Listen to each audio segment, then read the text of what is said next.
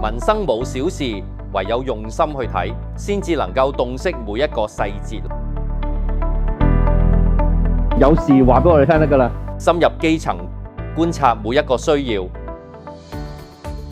大班、海王等嘅企業相繼結業，協助工友爭取應有權益。我睇到工友眼神中藏住嘅憂慮同埋彷徨，我哋要用行動去回應，助力本地企業轉型，促進新質生產力。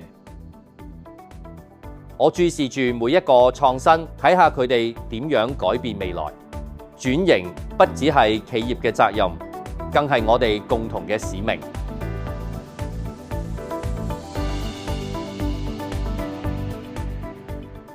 我睇住每一個孩子嘅眼睛，睇到佢哋心中嘅夢想。每一個教育故事都係希望嘅種子。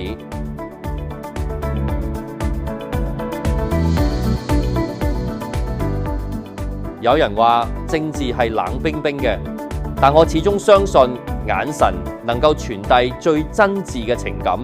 我哋要用心去睇、去聽、去改變。另外亦都歡迎咧，政府喺今次嘅財政預算案當中咧，係有好大嘅篇幅都係講緊呢個嘅職業教育嗰方面增撥資源。其實我都一直關心香港嘅創科發展，不斷都要求咧教育局咧係咪可以正視小學嗰個科學教育。但係如果任何嘅政策係會剝削到我哋打工仔嘅權益，亦都即係打爛我哋工人飯碗，咁我一定係反對。